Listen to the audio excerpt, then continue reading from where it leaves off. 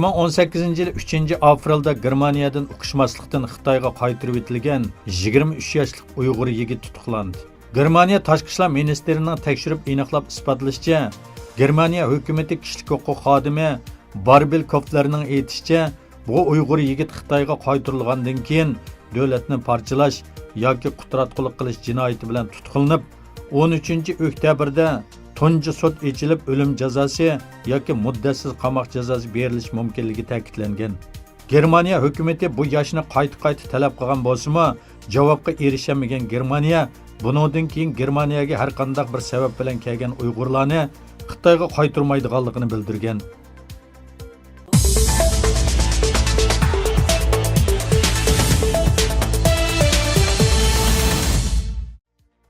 Xalqarалық muxbirlarni qo'g'dash va tashabbus qilish komiteti 13 dekabr har yili qo'lga ilingan yoki yo'qolib ketgan muxbirlarning sonini e'lon qilish dokladida hozirgacha Xitoy hukumati 47 nafar axborot xizmatchisini qo'lga olgan bo'lib, 20 Uyg'ur axborotchilar ekanligi, buning 32si davlatni parchalash jinoyati bilan ayblangan. Bu Xitoy kommunistlarining Sharqi Turkistondagi Uyg'ur ziyolilarini yo'qitishdagi yangi bir vosita ekanligini o'tirg'a qo'ydi.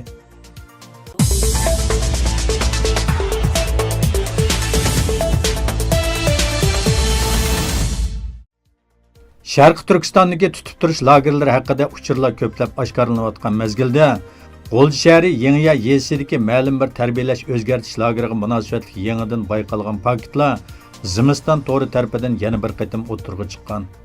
Zimiston to'rining 11 dekabrdagi xabarda ma'lum bo'lishicha, G'o'lji shahri Yangiya yesidagi tarbiyalash maktabida tutib turilayotgan tutqunlar va xizmatchilar cho'qim rioya qilishga tegishli bir yurish qoida tuzumlar alohida yo'ritib berilgan.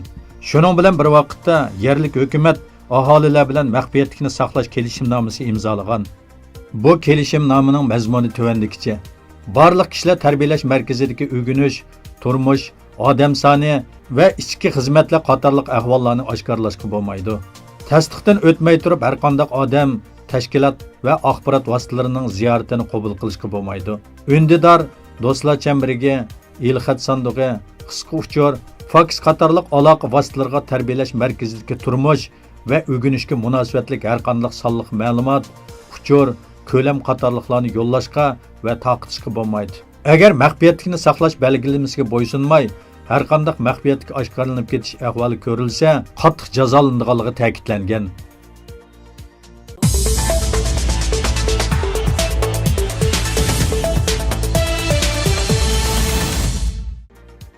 Qirg'iziston prezidenti So'rinboy Jeynakov 2018 yilni Chingiz Aytmatov yili deb e'lon qildi. Bu munosabat bilan Qirg'iziston bo'yicha marhum yozuvchi Chingiz Aytmatov tavalludining 90 yilligiga bag'ishlangan nurg'un faoliyatlar o'tkazildi. Qirg'iziston Uyg'urlari ittifoq jamiyatimi bu qatorda aktiv faoliyat olib berib, To'qmoq, O'sh va Qorapalti qatorliq shaharlarda Chingiz Aytmatovning ijodiyatiga bag'ishlangan san'at kechiliklarini o'tkazdi.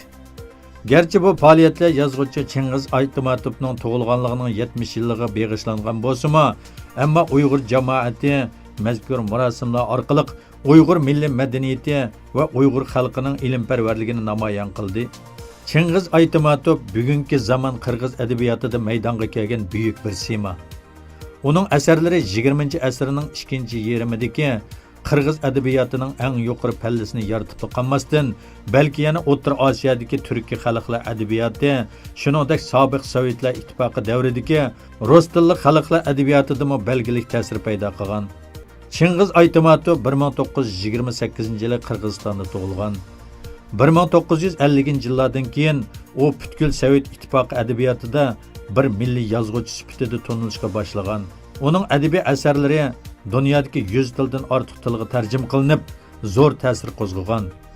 Chingiz Aytmatovning ko'p qism asarlari 1980-yildan keyin Uyg'ur tiliga tarjima qilinib, nashr qilingan, shundaqla Uyg'ur o'qirmanlari keng yoqtirib o'qiydigan adabiy asarlarga aylangan.